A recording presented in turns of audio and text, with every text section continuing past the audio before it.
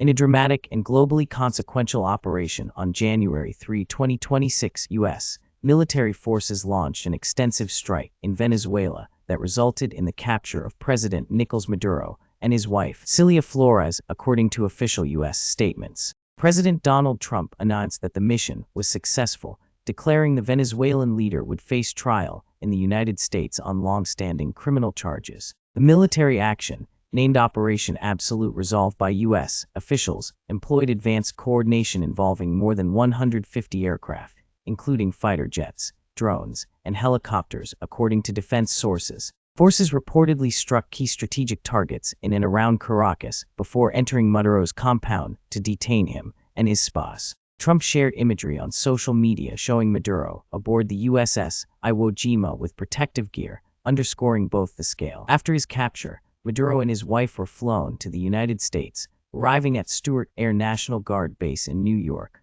before being transferred to federal custody. The U.S. Department of Justice then charged them with alleged involvement in narcotics trafficking and terrorism-related offenses, according to official indictments. Federal authorities described the operation as a culmination of months of intelligence work and pressure designed to hold Venezuela's leadership accountable. The Trump administration defended the intervention as a lawful action within the president's constitutional authority, citing the need to protect U.S. national security interests and combat narcoterrorism. Secretary of State Marco Rubio and other officials argued that Maduro had turned Venezuela into a haven for criminal networks and human rights abuses, justifying U.S. involvement. Still, critics have sharply questioned the legal basis for the operation under both U.S. law and international norms. Venezuela's interim leadership immediately reacted with outrage, denouncing the U.S. strike as an illegal violation of sovereignty and a breach of the United Nations Charter. Acting President Delcy Rodriguez,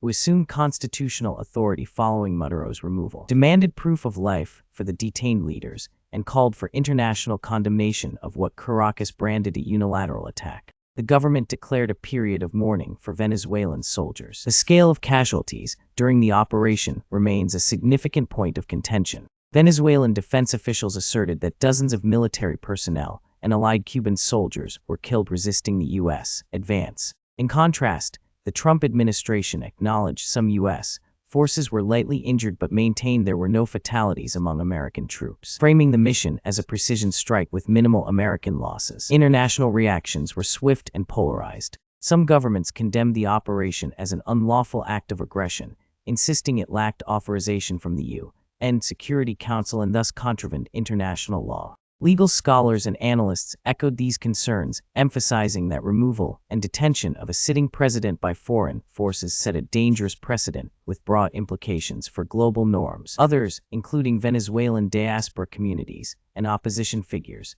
expressed relief at Maduro's removal, interpreting it as a potential turning point in a nation mired in years of economic collapse and political repression. Some activists highlighted that the U.S. action could disrupt entrenched corruption and pave the way for democratic renewal, although skepticism remains high about what comes next in the country's governance. The capture of Maduro also has profound regional implications, particularly across Latin America and the Caribbean. Nations historically aligned with Venezuela's government condemned the U.S. move as neo-imperialist, while others expressed concern about the broader stability of the region. Mexico, Russia, and China were among governments critiquing the operation on legal and diplomatic grounds. At home, President Trump framed the operation as a necessary step to protect U.S. interests and to challenge what his administration has repeatedly described as Venezuela's criminal leadership.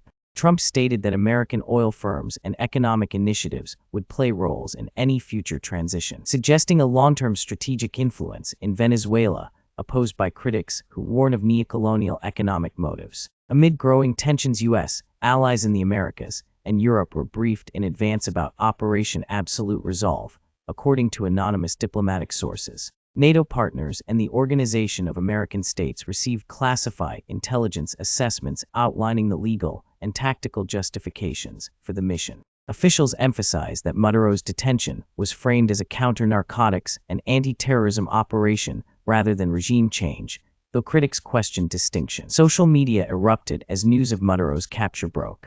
Videos purportedly showing U.S. forces entering Caracas circulated widely, with some later verified by independent journalists. Venezuelans within the capital expressed mixed emotions, ranging from celebration to fear, with reports of spontaneous protests and roadblocks forming in response to uncertainty. Analysts warned that civil unrest could escalate as loyalties among military and local political factions were tested. The economic impact of the operation was immediate. Oil markets reacted with volatility as Venezuelan crude exports were disrupted. Futures jumped sharply, while international banks temporarily froze transactions linked to Venezuelan accounts. Analysts warned that financial instability could spread regionally if uncertainties persisted. Meanwhile, Trump administration officials promised to stabilize the market and coordinate with allies to mitigate potential disruptions. Legal debates intensify in the United States regarding the constitutionality and international law implications of the operation.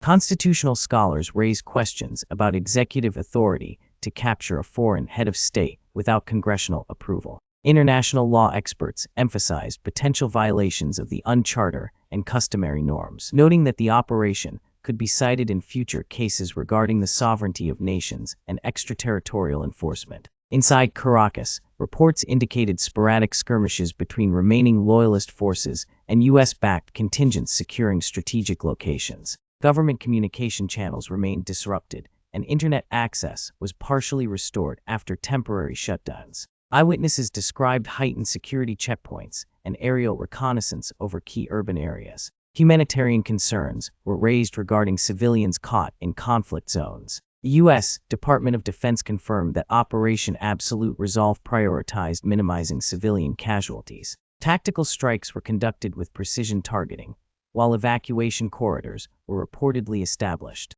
Pentagon officials acknowledged some collateral damage, but emphasized the rapid success of the mission and the capture of key political figures, portraying it as a carefully executed operation with strategic efficiency. Regional powers expressed deep concern about escalating tensions. Russia and China criticized the unilateral nature of the U.S. action, warning that it violated international norms and could destabilize Latin America. In contrast, Colombia and Brazil cautiously expressed support for the removal of Maduro, citing years of refugee crises and security threats originating from Venezuelan instability. Diplomatic channels remained active to prevent escalation. Venezuelan opposition leaders were called to emergency meetings with U.S. officials to discuss transitional governance plans. While details were limited, sources indicated discussions focused on establishing temporary security oversight, resuming energy exports, and facilitating humanitarian aid. Analysts cautioned that any rushed transition without local legitimacy could provoke resistance and prolong instability in Caracas. The political symbolism of the operation resonated globally. For the first time in modern history, a sitting or recently serving foreign leader was captured on foreign soil by U.S. military forces and transported to trial in the United States. Experts warned that this could embolden other nations to take unilateral military actions against leaders elsewhere, potentially eroding established international legal frameworks. Domestically, Trump hailed the operation as a historic victory, appealing to political supporters who had long criticized Maduro's governance and human rights abuses. Critics warned of potential blowback and escalation, emphasizing that such a bold operation could provoke retaliatory actions by Maduro loyalists or international adversaries. Meanwhile, intelligence agencies began monitoring Venezuela and the wider region for any emerging threats. Following the operation, international human rights organizations called for immediate access to Maduro and his associates,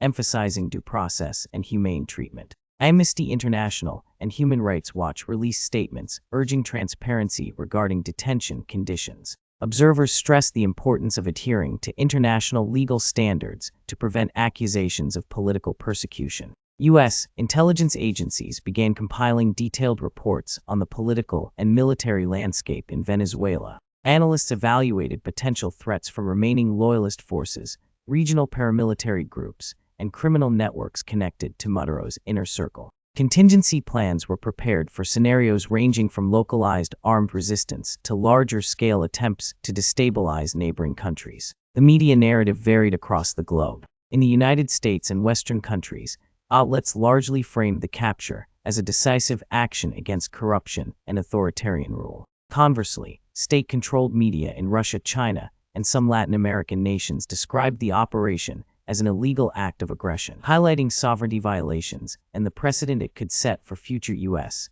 military interventions abroad. Economic ramifications intensified in the immediate aftermath. Venezuelan oil production facilities were temporarily shut down due to security operations, triggering global concern. Analysts predicted short-term spikes in gasoline prices and urged multinational companies to reevaluate supply chains dependent on Venezuelan crude. Meanwhile, emergency measures were taken to stabilize regional trade and energy distribution.